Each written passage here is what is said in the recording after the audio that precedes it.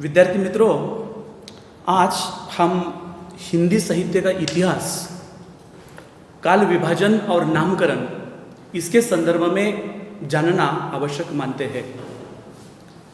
हमारा हिंदी साहित्य का इतिहास जो साहित्य क्षेत्र के अंतर्गत कहाँ से संभव है, किस कालावधि से संभव है, इसके बारे में जानकारी लेना आवश्यक लगता है।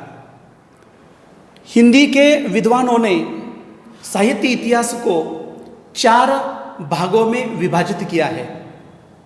पहला जो हिंदी साहित्य का काल है उसे हम आदिकाल कह देते हैं। इसे आदिकाल का सीमांकन 1050 से लेकर 1375 तक है। इसी आदिकाल को वीर गाथा काल इस नाम से जाना जाता है।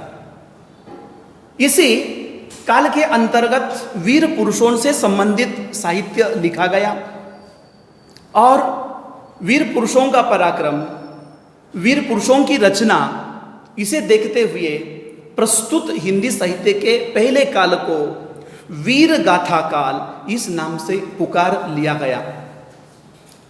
इसी काल के अंतर्गत अमीर खुसरो, विद्यापति जैसे रचनाकार आ गए। अब 1050 से लेकर 1375 तक वीर रस से संबंधित साहित्य होते होते हम अमीर खुसरो द्वारा लिखा गया कुंडलिया, मुकरिया, दो सुखने, ढकोसले, तो इस तरीके का भी साहित्य इसी वीर गाथा काल या आदिकाल के अंतर्गत देख लेते हैं।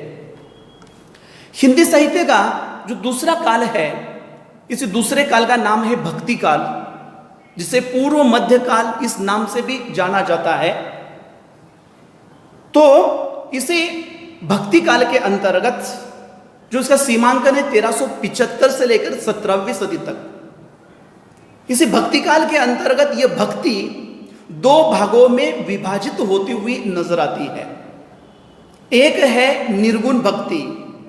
निर्गुण का मतलब है निराकार, जिसका कोई भी रंग नहीं, रूप नहीं, आकार नहीं। तो रंग रूप आकार से परा होने वाला जो ईश्वर, जिसे हम निर्गुण कह देते हैं। निर्गुण के अंतर्गत फिर 2 विचार हमारे सामने आते हैं। एक है ज्ञानाश्रयी और दूसरा है प्रेमाश्रयी। निर्गुण वालों को ज्ञान ही सर्वोच्च लगता है। ज्ञान ही सही मायने में रास्ता दिखा देता है। हम इसी ज्ञानाश्रयी के अंतर्गत महात्मा कबीरदास इनका नाम लेते हैं। और महात्मा कबीरदास जी ने अपना साहित्य लेखन करते समय ज्यादातर ज्ञान को ही प्राधान्य दिया है, ज्ञान को ही सर्वोच्च स्थान दिया है। अब इसी निर्गुण के अंतर्गत दूसरा होने वाला भाग प्रेमाश्रयी। प्रेमाश्रयी साहित्य को निर्माण कर देने वाले मलिक मोहम्मद जायसी, जिन्होंने अखरावट, पद्मावत, आखरी कलाम इस तरीके की रचना कर दी। और प्रेम ही सर्वोच्च है इस विश्व के अंतर्गत, इस जगत के अंतर्गत। प्रेम से ही, प्यार से ही सब कुछ जीता जाता है, लोगों के दिलों को जीत लिया जाता है। भले ही मलिक मोहम्मद जायसी इस्लाम रचनाकार है, किंतु इस्लाम रचनाकार होते हुए उन्होंने हिंदू राजाओं की बात, हिंदू राजाओं का पराक्रम जो पद्मावत के द्वारा समझाने का सफल प्रयास किया है। तो कबीरदास जी ने साखी, बीजक, रमैनी इन रचनाओं के द्वारा या दोहो, इनके द्वारा ज्ञान को ही सर्वोच्च स्थान दे दिया। तो मलिक मोहम्मद जायसी जी ने अपने साहित्य कृति के अंतर्गत प्यार, प्रेम, इसे सर्वोच्च स्थान दे दिया है। भक्ति के अंतर्गत दूसरा होने वाला विचार है सगुण, सगुण भक्ति। और सगुण का मतलब जानते हो? सगुण का मतलब होता है साकार। सगुण का मतलब होता है जो आकार में बंधा हुआ हो। माने आजकल हम देख लेते हैं कि चाहे पंढरपुर के विट्ठल क्यों ना हो, विट्ठल के देने के पश्चात जिन्होंने अपने कमर पर हाथ रखे हुए हैं, मुकुट धारण कर दिया है, वस्त्र प्रदान कर दिया है, या उनके बदले दत्त गुरु कह दिया तो दत्त गुरु कहने से 3 मुख दिखाई देते हैं, कृष्ण कह देने से बांसुरी या पावा नजर आती है, राम कहने से धनुष्य बाण, या उनके बदले जैसे लक्ष्मण सीता, तो यह आकार में होने वाले देवता है। सगुन के अंतर्गत साकार, सगुन का मतलब है जो आकार में होने वाला, तो इसी सगुन के अंतर्गत एक शाखा दिखाई देती है राम भक्ति शाखा, माने इसी शाखा के अंतर्गत राम ही सर्वोच्च है। असल में राम और कृष्ण यह वैष्णव के 2 रूप है, विष्णु के 2 जो अवतार भावना समझा दी है, तो बता दिया है वैष्णव के ही 2 संप्रदाय जो दिखाई देते हैं वो एक राम और कृष्ण। तो तुलसी ने प्रभु रामचंद्र के संदर्भ में अपना साहित्य लेखन कर दिया है। अब इसी सगुन के अंतर्गत अगला जो एक प्रकार आता है कृष्ण भक्ति शाखा, और कृष्ण भक्ति इसका मतलब है श्री कृष्ण। श्री कृष्ण के अंतर्गत जैसे बाल लीला, बाल लीला माने नटखट वस्त्र चुराने वाला गोपियों, तो ऐसा श्री कृष्ण, या उनके बदले नीति न्याय करने वाला राजा, तो श्री कृष्ण से संबंधित जो साहित्य लेखन कर दिया, तो इसी साहित्य लेखन के अंतर्गत आ जाते हैं सूरदास, मीराबाई, रसखान। तो सूरदास, मीराबाई इन्होंने कृष्ण से संबंधित साहित्य लेखन कर दिया और श्री कृष्ण कैसे बड़े हैं ये समझा देने का काम कर दिया, समाज को रास्ता दिखाने का, समाज को उपदेश कर देने का काम हम जैसे महाभारत महाग्रंथ के अंतर्गत देख लेते हैं। अब ये भक्ति काल के पश्चात हिंदी साहित्य का तीसरा काल उपस्थित होता है, जिसे रीति काल इस नाम से जान लिया जाता है। रीति का मतलब होता है तरीका, ढांचा, नियम, नियमावली।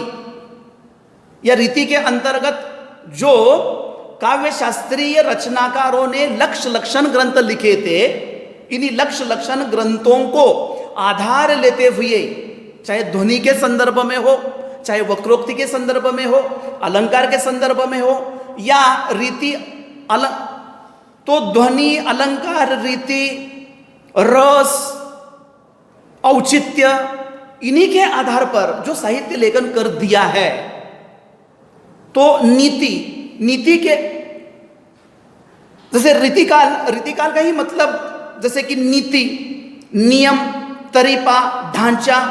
रीतिकाल को और एक नाम दिया जाता है उत्तर मध्य काल या श्रृंगार काल। इसी कालावधि के अंतर्गत बना हुआ जो साहित्य था वो अधिकतर श्रृंगारी नजर आता है। इसके संदर्भ में मैं केशवदास का उदाहरण दे देता हूं। केशव जी ने कृष्ण और राधा इनका चित्रण करते समय कई ऐसे श्रृंगारी दोहे भी निर्माण कर दिए हैं, और श्रृंगारी दोहे निर्माण कर देने के बाद प्रश्न पैदा होता है कि क्या केशवदास श्रृंगारी कवि है या भक्तिकालीन कवि है। तो इसी रीतिकाल के अंतर्गत जो समूचा साहित्य बना हुआ वह लक्ष्य लक्षण ग्रंथों के साथ रीतिबद्ध, रीति मुक्त, रीति सिद्ध, इस तरीके का साहित्य बना हुआ हमारे सामने नजर आता है। हिंदी साहित्य का जो हमारा चौथा काल है, जिस चौथे काल को हम कह देते हैं आधुनिक काल, या जिसे दूसरे तरीके से नव जागरण युग ऐसा कह दिया जाता है। और इसी नव जागरण या आधुनिक काल का जो सीमांकन है वो यहाँ पर 2 तरीके से आता है। रामचंद्र शुक्ल के अनुसार होने वाले रचनाकार जो रीतिकाल का समापन 17वीं सदी से 1850 मान लेते हैं। नगेंद्र जैसे रचनाकार वह भी 1900 से 17वीं सदी से लेकर 18वीं 50 तक मान लेते हैं। और भी ऐसे कई रचनाकार हैं जो 17वीं सदी से लेकर 19वीं सदी तक इसी रीतिकाल को जान ले, आधुनिक काल को बता देते हैं। इसी आधुनिक काल के अंतर्गत कई साहित्य बना हुआ है। एक तो आदिकाल, भक्तिकाल, रीतिकाल तक आते आते अधिकतर मात्रा में पद्य बना हुआ है। गद्य मामूली रूप में ज्यादातर पद्य के अंतर्गत रचना होती रही, गद्य में कम होती गई। आधुनिक काल के अंतर्गत ऐसा नहीं है। आधुनिक काल के अंतर्गत वो जो रचना बनी हुई है पद्य के साथ साथ गद्य में अधिकतर है। और इसी गद्य के संदर्भ में हम कह सकते हैं भारतेंदु हरिश्चंद्र का युग, भारतेंदु युग। इसी भारतेंदु युग के अंतर्गत कई नाटक जो भारतेंदु जी ने, जो बंगाली नाटक थे, जिसका रूपांतरण, जिसका अनुवाद हिंदी में कर दिया। भारतेंदु युग के समकालीन होने वाले रचनाकार, इन्होंने भी गद्य साहित्य लेखन करने का काम कर दिया। इंशा अल्लाह खां, जिन्होंने रानी केतकी की कहानी नामक रचना लिखी, या उनके बदले लाला श्रीनिवास दास, जिन्होंने परीक्षा गुरु जैसा उपन्यास लिखा, या उनके साथ सदल मिश्र, लल्लू लाल, इन्हीं लोगों ने, प्रताप नारायण मिश्र, इन्होंने गद्य साहित्य को काफी मात्रा में निर्माण कर देने का काम कर दिया है। तो भारतेंदु युग, जिसे हम 1850 से लेकर 19वीं सदी तक मान लेते हैं, और इसी कालावधि में भारतेंदु के समकालीन होने वाले रचनाकार, चाहे सदल मिश्र हो, लल्लू लाल हो, लाला श्रीनिवास दास हो, तो इन्होंने साहित्य लेखन के अंतर्गत अपना योगदान दे दिया। अब आधुनिक काल के अंतर्गत 19वीं सदी के प्रारंभ में महावीर प्रसाद द्विवेदी युग निर्माण होता है, और महावीर प्रसाद द्विवेदी जी ने गद्य लेखन पर ध्यान दे दिया। उनके समकालीन होने वाले प्रताप नारायण मिश्र,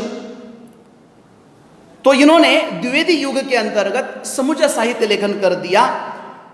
अब इसी आधुनिक काल के अंतर्गत 1918 से लेकर 1932 तक का कालावधि आता है। इसी काल के अंतर्गत निर्माण होने वाला साहित्य, जिसे छायावाद इस नाम से पुकारा जाता है, छायावाद। और छायावाद के अंतर्गत प्रसाद, पंत, महादेवी, निराला, इन्होंने प्रकृति से संबंधित, सृष्टि से संबंधित, विश्व से संबंधित जो साहित्य लेखन कर देने का काम कर दिया। प्रसाद, पंत, महादेवी, निराला जो छायावाद के अंतर्गत होने वाले महत्वपूर्ण रचनाकार है।